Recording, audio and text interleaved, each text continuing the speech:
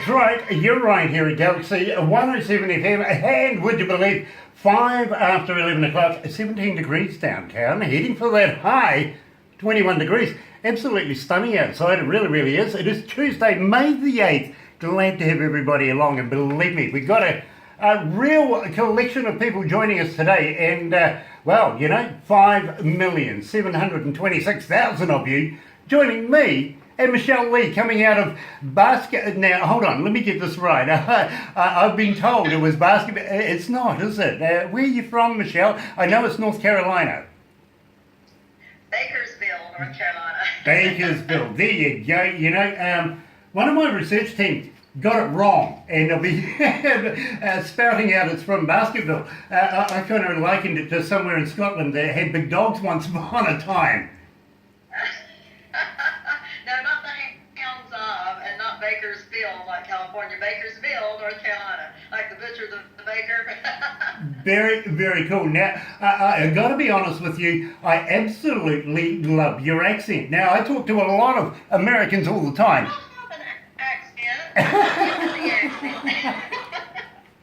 Yeah, exactly. Yeah, I know exactly what you're saying, because I get the same thing from a lot of your countrymen as well, saying, hey, look, you know, we love your accent. So welcome along to Galaxy 107 FM. And I was just having a look at your influences.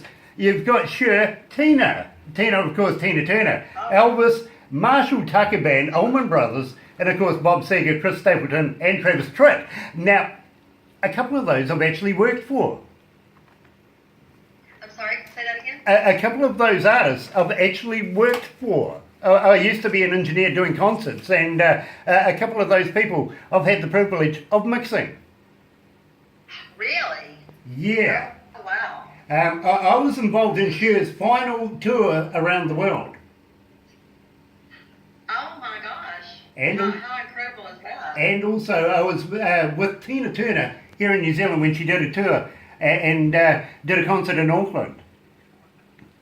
That is amazing. She is absolutely one of my very, very big favorites. When, you know, she used to have TV specials on a long time ago, and man, you could not pry me from in front of the TV when Tina Turner was on, or Cher for the matter of fact. But I absolutely love Tina Turner with all of her raw energy, and I mean, she's still performing and going strong now, and that she's got a Broadway play out, I believe, Tina. I think I've seen the advertisement for it. It's going to be incredible. Yeah, absolutely, and I wish her all the best for that. A little backstory about that, she got me kicked out of the Sheraton in Auckland one night.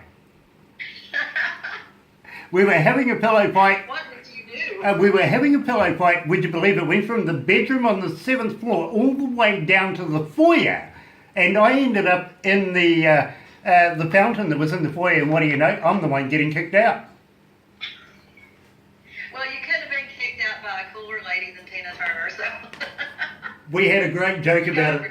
Yeah, look, we had a great joke about it the next night when we did her show. So, a lot of fun. Unfortunately, I don't think I've ever met Elvis, and he's never been to New Zealand, but you can't take anything away from the king either, can you? Oh, man. He is my absolute all-time, no matter what, favorite. So, I love it. He could sing the phone book, as we say, and, you know, I would love it. Very, very cool. Got a little bit of information for you that I'm going to tell you a little later on. But we started this with somebody's someone. Now, I'm very interested in this. Where did the lyrics come from? Well, over here we have this obnoxious group of people who, they're called the Westbrook Church people, and they go around protesting military funerals. They protest anything that they don't agree with, and they're just mean. They're just flat out mean. And I was actually on the treadmill one day, and I was talking to a friend of mine, and just giving them down the road because it was all over the news. They were getting ready to protest this military family's son's funeral, and yeah, I was just spouting, and I was like, you know what? They don't stop to think that is somebody's someone. If it was their kid, they would be sad, and they wouldn't want a bunch of people out there causing trouble at their funeral. And it just struck me at that point. I was like, oh my gosh, everybody is somebody, someone, and you don't realize when people are treating people the way they can sometimes. It's not very nice, and I don't think a lot of times people stop to think, I'm talking to somebody that, somebody else really loves and cherishes, or, that you don't know that person's backstory. So it's always best to take the road of being kind to someone rather than the quick judgmental road. So. I couldn't have put that better, actually. And in fact, thank you for filling me in about that, because I didn't know the backstory about the protesters. We're quite famous here for protesting ourselves. We're kind of into things like saving the whales. We have Greenpeace and everything like that. I'm all about animals, so you protest that. That's awesome. Well, the thing about New Zealand is we take pride in being clean and green here in New Zealand. Of course, there's the necessary evils like cars and petrol and stuff like that. But at the same time, we like to protect our environment and are very, very protective of that logo, to be quite honest with you. So, yep, we know when to protest, but we know when to keep it seemly as well. Right. Now, you're a Josie winner, 2017. How did that feel to receive a Josie? Oh my gosh, it's incredible. I've actually we won Southern Rock Artist of the Year in 2015. In 2016, we got Southern Rock Artist of the Year and Song of the Year for Somebody Someone. And then this past year, we got Video of the Year for Devil Music. That was a fun video to make because I got to set my whole entire band on fire. So, and it wasn't props. That was not like, that wasn't special effects. They were literally on fire. And I'm so sorry, Tickles. My dog has decided she wants to be on the radio. So, they're outside now. Everything's good. No worries, no worries. No, it feels incredible every time we get a nomination. We're so tickled about that. And the Josies, they're coming up again. We should have the nomination list out here in a few weeks, and I've got my fingers crossed. We've got a brand new CD that we're pushing, and I'm hoping to bring home some more hardware this year. Well, I congratulate you for that, and I know it's been a long, hard winter where you've been working your beautiful fingers to the bone, but tell me about the new album. What's it called?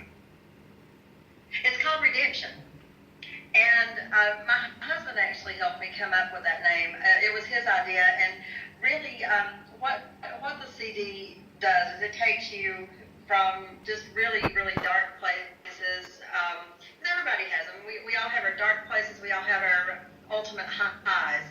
And just me personally, one of my ultimate highs was marrying my husband last year. So that was pretty awesome. And, I've got this great little love song on there that's completely in contrast to everything else I've ever done. But, we're going to blame that on him. So, but the CD really is about growth. A lot of it's about some bad experience in music. Some of it's just a flat out thumb in my nose to convention. So, it's just kind of like a rebuild and regrowth. I can fully understand exactly what you're saying there. And lucky man, absolutely lucky man. Nobody's ever done a song for me, and I don't blame them, to be honest. But at the same time, we better give a shout out to Paul, Stewart, Mike, Tony, and Ed. Now, this is your band, and they travel around everywhere with you. Now, I presume you're coming into summertime right now, so you'd be looking at doing concerts around your area. Have you got any festivals lined up? Yeah, we've got the High Noon Festival coming up on May 26th. We were supposed to play this past weekend, and we had just rainy thunderstorms, so we got moved to the rain day. So we do have that coming up. That's put on by a dear friend of mine, Michael Seabold, and it's for autism. It's to benefit the cause of autism. On the heels of that, I'm playing down in Jacksonville, Florida at what they call Sunday Sessions. And it's a group of some of Southern Rock's finest down there, and just get together and have a Sunday jam. After that, we're playing a couple of bike rallies. We've got the Hillbilly Jam Music Festival coming up in July. I'm really proud to be a part of that this year. Just a huge moonshine festival, and I don't know if you've ever had moonshine, but it will make you dance. So, oh, look. goodness. Stillhouse moonshine. Nice. There you go. You keep some on hand. You know, I actually... My grandfather used to call that medicine. Yeah, absolutely. And haven't opened it yet. We actually had a band come in from LA, but they have connections way up through the Appalachians and stuff like that. And they come from that kind of area, if you know what I mean. They came and visited us here just as a little scouting tour because Barbara, being the manager of Aurora Entertainments that brings bands into the country, and I'll tell you about that very, very shortly. They came for a little scouting party. Of course, Barry's good wife, Leslie, it was her birthday, so it was a present to bring her to New Zealand to have a look around as well. And he asked me, quite frankly, and I was actually going to talk to you about this as well, about what I would like if I was going to be given a present. Now, I say to every band that we bring into the country, and I see that you've done the Popcorn Sutton Festival. So you're not shy of a mason jar yourself, really, are you? Can I plead the Fifth Amendment? Yes, of course you can. Well, you see, for us here in New Zealand, we don't get genuine moonshine. We really, really don't. And we want something from the Appalachians or something from around that area that absolutely is a distinctive taste of America, if you know what I mean. So it's distinct, all right. the thing is, we've had a number of bands send us some, but I'm sure customers is getting drunk on me, to be very honest, because I ask everybody, send me some moonshine, want to try it. This guy actually bought me some, would you believe? So this afternoon, they've only just made it back to their hometown and their home house, so we're going to connect up with them later on and crack this and have a little tipple together. Oh, that is awesome. And I tell you what, when I get to come over there and see you guys, I will bring you some. It might not be on a label. How's that? Yeah, no, I'm not shy with the mason jar. There's one in the fridge right now. Good on you. Good on you. Yeah, and you know, I just can't wait to try it, to be very, very honest. Barbara even brought in a couple of masons just to be genuine, if you know what I mean. Let's do this right, you know, and treat it well. May I give you a hint? Let me give you a hint how to drink it. Put it in your freezer for a while, and let it won't freeze. If it's really good moonshine, it will not freeze, but it will get nice and ice cold, and that will help the taste quite a bit. Thank you very, very much. Actually, I had no idea. There you go, Barbara. Yeah, that's a bit of information I'm going to carry to the grave now. Now, I've got to ask you all about Blood Water. Now, I absolutely love this track. Now, how did you put it together? Where did you get it recorded? Well, the story behind Blood Water is this. I was at an open mic one night, and this lady came in, and she got up. She had the most beautiful voice. I absolutely loved her. Her name's Anna Klein, and she was singing this song, and I kept thinking to myself, you know, it was the whole misheard lyrics thing. I was like, man, I wish I had thought of that. I wish I had thought of that. So she gets finished with her song, and she comes off stage, and I go up to her and was like, Anna, that was a fabulous job. That was so cool. And I said, I just wish I had thought of the name of that song first.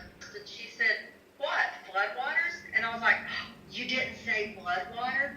And she was like, no. And her song was about the floods down in Mississippi. And I was like, okay, you know what? Bloodwater's mine. I called it. That's mine now.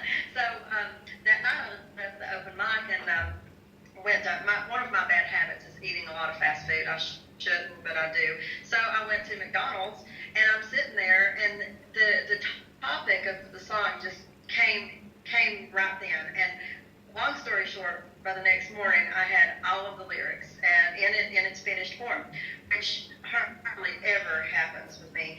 And my co-writer, Charlie Kelly, if I've got a song that I can't do the melody to, I'm not really a great music writer. I'm more of a lyricist. So if I've got a song that really is heavy hitting and I want the best for that set of lyrics, I call Charlie up and I'm like, I'm going to send you some lyrics. This is how I want it to sound. See what you can do with it. So I did that with Bloodwater, and I told him I wanted it to sound like a cross between the Civil War's Barton Hollow and Warrant's not Heaven, oh my gosh, Uncle Tom's Cabin.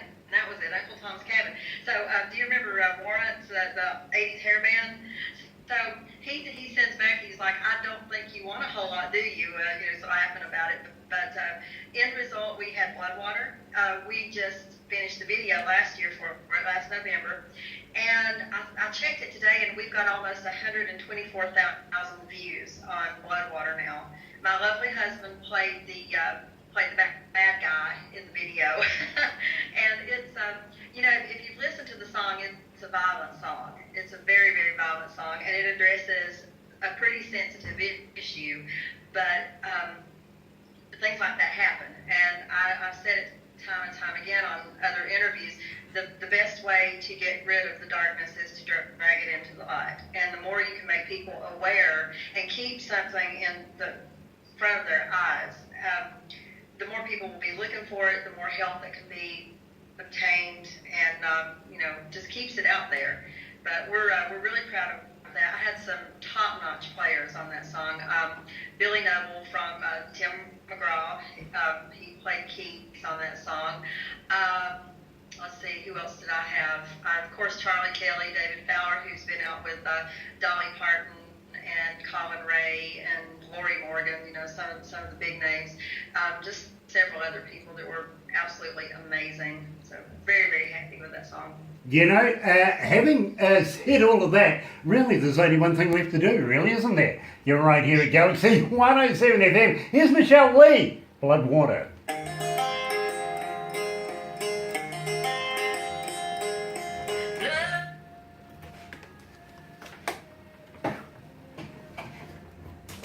Knew it was going to. I love this song. Yeah, I love this song. Yeah. Are you comfortable there, Michelle? Yes. Nice. Sorry about all the stupid questions. I'm trying to cipher through them and give you the best ones out of the lot. But I think the next one to really ask you is about your websites and everything. All the fans want to know if they can get hold of you. Are you on Facebook? Are you on Instagram? Are you on Twitter? Do you answer? Because believe me, that's a huge question. Do you answer? Because that's where your fan base today is, if you know what I mean.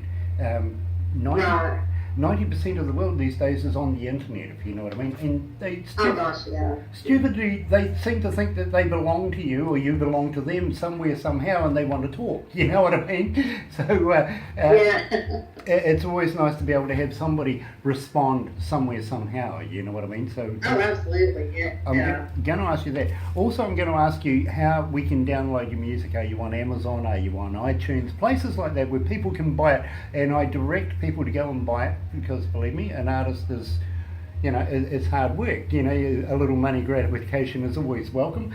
And at the same time, do you have a merch store, stuff like that, so I can direct them to be able to buy merchandise? Right, okay. So I think that's where we'll go next.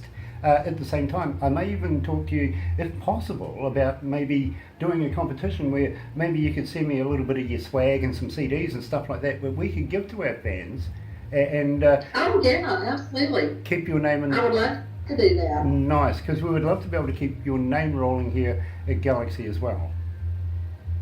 That would be awesome. Nice.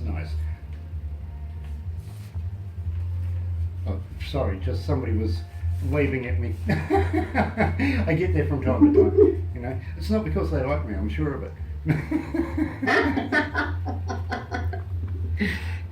Well, it's true. My staff love me, don't you? I'm speechless.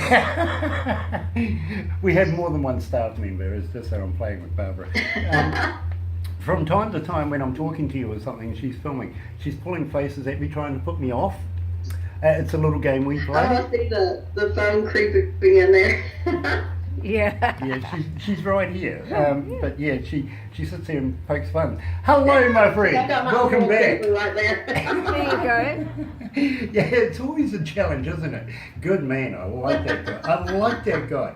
You married a good man. I'm sorry, I missed something. I was tending to Roger. Lucky Roger. You've married a good man. Oh yes, absolutely. He is really awesome. He supports the music as much or more than I do, and I don't have that whole jealous husband thing going on either. He's very very supportive. Nice. The band that I was telling you about that came to New Zealand just last week, actually. Now I'll give you a backstory. In New Zealand, every time AC/DC played, I was their engineer, and that goes back 30 odd years. And of course, Oh my gosh. a good friend of mine, Phil Rudd, who used to be the drummer of AC/DC, lives in Tauranga, just a few kilometres away from us, and has a restaurant in Tauranga. So I rang up Phil. I rang up Phil to see if he would be in his restaurant so I could take these people there. He says, "Nah, bloody way, there's no, nah, I don't like people," which is true. It's Phil, you know. So we took them there for a meal, and he's got some light cases in his drum kits and all that sort of stuff there. So it was quite a cool night. But he actually expected to meet Phil. The problem is, Phil, not so long ago, has only just come back into New Zealand, and he's sort of suffering, you know, jet lag and stuff like that. So I didn't expect him. But shame. Great band. They have done a remake of the version of Knocking on Heaven's Door. And all the proceeds are going to the research for the prevention of child diabetes. Oh wow, that's awesome. So that's why. That's a cause that's really near and dear to me. My little brother has juvenile diabetes since he was 6. Okay. So Okay. Well. yeah. So that's awesome. I'll have a chat to you about that too. Hold on. Let's go back. Let's go back to the desk.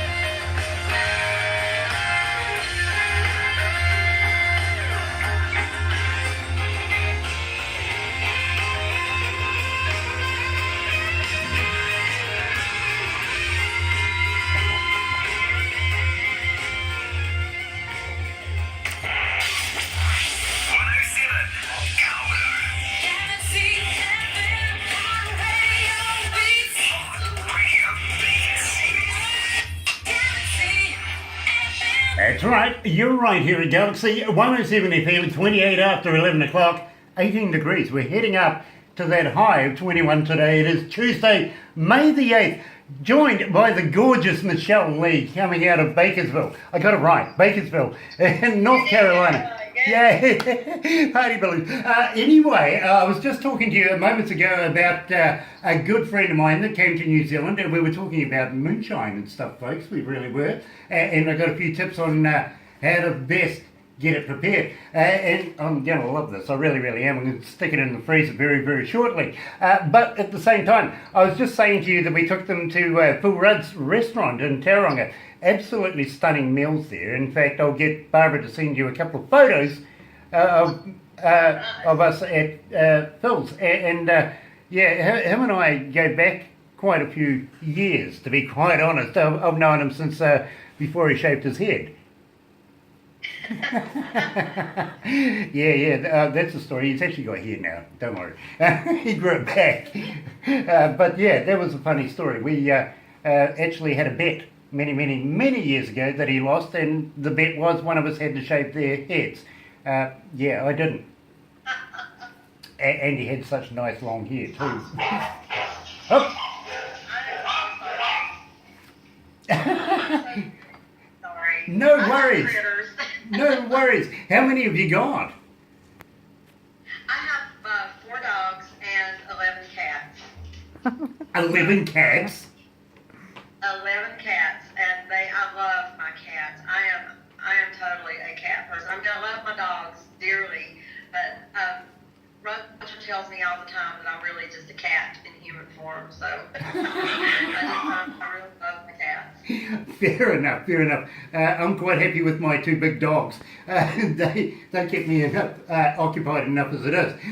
But having said that, now I really want to talk to you about how our fans can get hold of you. Now, are you on Facebook? Are you on Twitter? Are you on Instagram? And do you answer?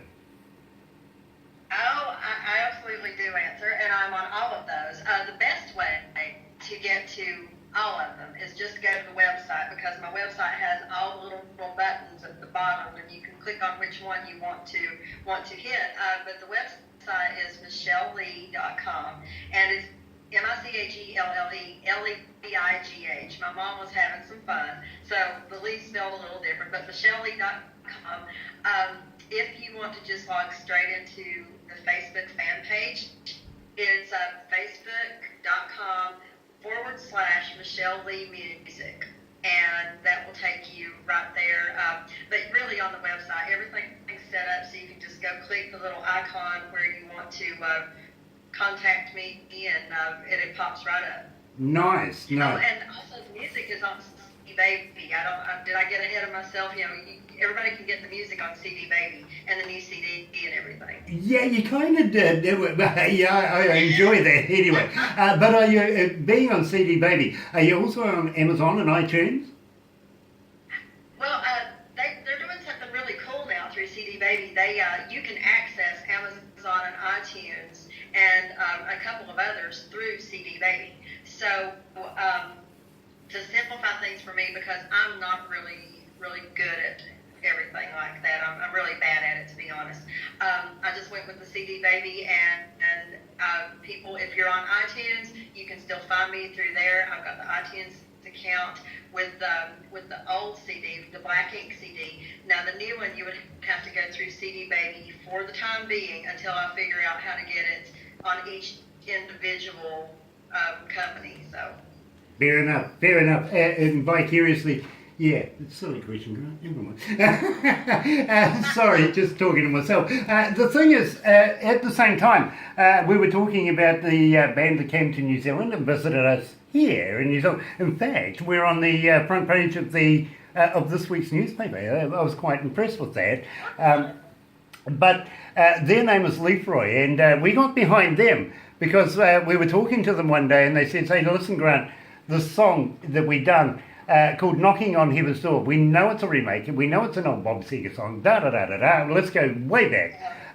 Even, of course, Guns N' Roses are quite famous for it, but they wanted to give it a go, and it started going ballistic. So their thing was every cent that was being generated from the song actually goes towards the prevention and the awareness of child diabetes, and I thought that was a great cause, so let's get behind them and bring them to New Zealand to do some shows. And I know that you're quite a humanitarian yourself, and also diabetes does seem to run somewhere in your family. And my baby brother has had juvenile diabetes. He was diagnosed when he was 6. So yeah, that is a cause that is very near and dear to me. And as a matter of fact, he's in his 30s now, but he is looking for a kidney. He's on dialysis, because of the diabetes, and it's such a terrible disease. Really takes its toll on people. But we're in the process of trying to find him a kidney, and anything I can do to help the cause to find a cure for diabetes, I'm all about it. Very, very cool. In fact, you never know, I might actually get Barbara to introduce you two together, because great causes, great things can come out of stuff like that, if you know what I mean. Oh yeah, absolutely. At the same time, synergy, it's all about synergy. It really is, and at the same time, and I understand the little delay that you might be going through right now with the internet, but we here in New Zealand, we're actually here at Galaxy, we're doing a thing about the awareness and trying to prevent suicides here in New Zealand. So, and I also know, speaking to a number of bands and a number of causes of suicides over in America, there's a big thing at the moment, a big push to prevent bullying. Well, suicides can sometimes be a cause to the means, if you know what I mean. The bullying can actually be the trigger. People are driven to that, and it's so talking about earlier, you never realize the impact your words have on somebody. And I see this thing, you know, Facebook's full of a lot of crap, but sometimes there's this little gem that comes through and it just makes so much sense. And I know I'm going to mess this quote up, but it said something to the effect of, be nice to everybody, because you might be the only person that is nice to that one person. And you might be their last hope of having somebody treat them like a human being. And, you know, you don't know what that means to somebody if they're at their last, you know, wit's end, their last straw. Everything's just been a horrible, horrible day. You don't know how far your smile or, you know, just simply acknowledging them as a human being, you don't know how far that can go.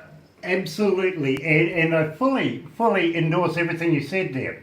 Now, I'm very curious about this because it really doesn't tell me a lot, except tell me about Triple J. Okay, I'm one of those people, if I'm thinking it or if I'm aggravated about it, it's usually going to come out in the song. So I was just crabbing to one of my friends one day. I just aggravated at somebody, and I was like, you know what?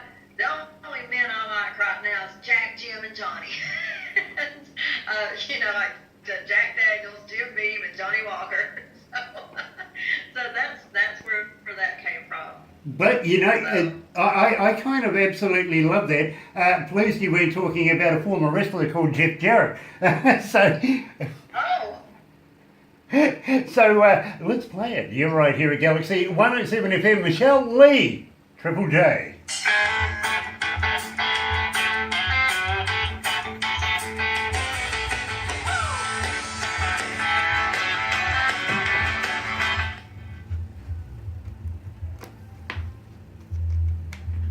How you feeling? Oh, good. Good. I was wanting to make sure that all my doggies were someplace that they wouldn't bark again. Sorry about that. No I thought they were worries. going to be good. No worries. We've actually had quite a